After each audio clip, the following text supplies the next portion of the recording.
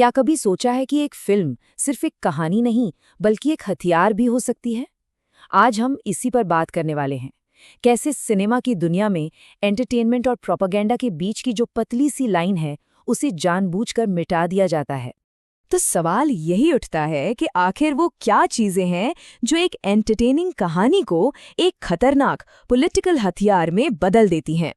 चलिए इसी को समझने की कोशिश करते हैं। अच्छा, इस पूरी गुत्थी को सुलझाने के लिए ना एक काम करते हैं। एक हाइपोथेटिकल मतलब एक काल्पनिक फिल्म की कहानी से शुरू करते हैं। मान लीजिए फिल्म का नाम है भवंडाल। तो सोचिए, इस फिल्म का हीरो एक इंडियन जासूस है और वो पाकिस्तान में एक टेररिस्ट ऑर्गेनाइजेशन में घुसपैठ कर चुका है। उसका एक बहुत बड़ा मिशन चल रहा है। अब यहीं से कहानी में आता है एक जबरदस्त ट्विस्ट। हमारे जासूस को पुलवामा हमले के बारे में पहले से पता चल जाता है और वो प्रधानमंत्री को खबर भी करता है, लेकिन हमला फिर भी हो जाता है। और फिल्म का क्लाइमैक्स वो तब आता है जब एक ऑडियो रिकॉर्डिंग हाथ लगती है, जिससे ये पता चलता है कि प्रधानमंत्री ने तो खुद चुनावी फायदे के लिए आईएसआई के साथ मिलकर ये पूरी साजिश रची थी। और बस यहीं से असली खेल शुरू होता है, क्योंकि अगर कोई इस फिल्म पर सवाल उठाए तो फिल्म मेकर बड़े आराम से कह देगा कि अरे ये तो बस सच्ची घटनाओं से प्रेरित एक फिक्शनल कहानी है। और ये जो छोटा सा टैग है ना, इंस्पायर्ड बाय ट्रू इवेंट्स, ये उन्हें सच और झूठ को अपनी मर्जी से मिलाने का एक तरह से लाइसेंस दे देता है। तो फिर सवाल ये है कि एक असरदार प्रोपेगेंडा काम कैसे करता है। देखिए, बात सिर्फ मैसेज की नहीं होती, बल्कि उसे पेश करने का तरीका क्या है, अंदाज क्या है, ये बहुत मैटर करता है। एक बहुत बड़ी थिंकर थी सुजैन सोनटैग। उन्होंने कहा था कि अच्छे से बनाया गया प्रोपेगेंडा कहीं ज्यादा खतरनाक होता है। क्यों? क्योंकि जब किसी मैसेज को बहुत आर्टिस्टिक तरीके से पेश किया जाता है तो उसे नकारना मुश्किल हो जाता है और उसका असर भी बहुत गहरा होता है। देखिए, प्रोपेगेंडा मोटा मोटा दो तरह का होता है। एक जो बिल्कुल कच्चा पक्का हो, इतना अजीब कि उसका असली मकसद साफ साफ दिख जाए और लोग उसे तुरंत खारिज कर दें। और दूसरा होता है धुरंधर जैसी फिल्मों वाला प्रोपेगेंडा, जो इतना एंगेजिंग, इतना बढ़िया बनाया जाता है कि लोग कहानी में ऐसे खो जाते हैं कि सच और झूठ का फर्क करना ही भूल जाते हैं। तो चलिए अब आते हैं असली फिल्म धुरंधर पर। कहा जाता है कि ये फिल्म भी ना ठीक वही भवंडाल वाली टेक्निक इस्तेमाल करती है। मतलब असली घटनाओं के साथ एक मनगढ़ंत कहानी को बहुत चालाकी से मिक्स कर देना। एक एग्जाम्पल लेते हैं, रहमान डकैत का केस। असलियत में क्या हुआ? वो एक पुलिस एनकाउंटर में मारा गया था, सिंपल। लेकिन फिल्म क्या करती है, वो इस सच्ची घटना के बीच में एक फिक्शनल इंडियन जासूस को डाल देती है और बस देखने वाले सच और कल्पना के इस जाल में पूरी तरह उलझ जाते हैं। अब इस फिल्म की चालाकी देखिए।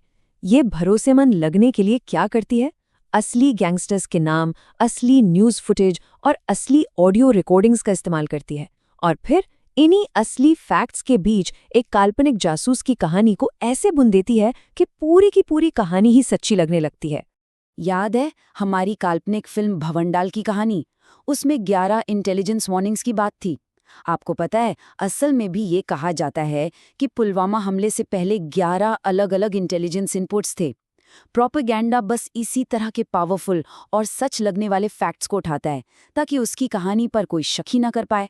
चलिए अब एक और बहुत ही मजेदार टेक्निक को समझते हैं। इसे कहते हैं डॉग विस्लिंग। ये बेसिकली छिपे हुए मैसेज भेजने की एक कला है। अब डॉग विस्लिंग का मतलब क्या है? इसका मतलब है ऐसी भाषा का इस्तेमाल करना जो ज्यादातर लोगों को तो एकदम नॉर्मल लगेगी, लेकिन एक खास टारगेट ग्रुप के लिए उसका एक छिपा हुआ एक गहरा मतलब होता है।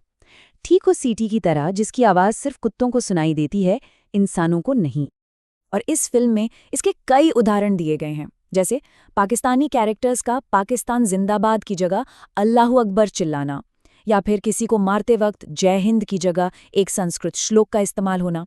अब एक आम देखने वाले को शायद इसमें कुछ खास न लगे, लेकिन एक खास आइडियोलॉजी वाले ग्रुप के लिए ये बहुत गहरे कोडेड मैसेज होते हैं। तो फिर सवाल ये उठता है कि इस तरह की फिल्मों के लिए आखिर जिम्मेदार कौन है? फिल्म बनाने वाला, उसमें काम करने वाले एक्टर्स, या फिर हम यानी देखने वाले? इस मामले में आलोचना का दायरा सबके लिए है। ये जिम्मेदारी की जो चेन है ना, ये कई लोगों से जुड़ी है। सबसे पहले फिल्म मेकर, जिसकी तुलना हिटलर की प्रोपेगेंडा फिल्में बनाने वाली लेनी रिफेनस्टाल से की गई है। दूसरा, वो एक्टर्स जो अपनी सोशल रिस्पॉन्सिबिलिटी भूलकर ऐसी फिल्मों को प्रमोट करते हैं। और तीसरा, हम सब दर्शक, जिनकी वायलेंस देखने की भूख ऐसी फिल्मों को ब्लॉकबस्टर बना देती है। तो आखिर में बात इस बहुत गहरे सवाल पर आकर टिक जाती है कि आर्ट का, कला का मकसद क्या है? क्या इसका काम लोगों को सेंसिटिव बनाना है और बेहतर इंसान बनाना है, या फिर वायलेंस का महिमा मंडन करके हमें पत्थर दिल बना देना है? और आखिर में हम सब इसी एक बड़े सवाल के साथ छूट जाते हैं कि आर्टिस्टिक फ्रीडम और खतरनाक प्रोपोगेंडा के बीच की वो पतली सी लाइन आखिर है कहाँ? ये एक ऐसा सवाल है जिसका जवाब हम सबको मिलकर सोचना होगा।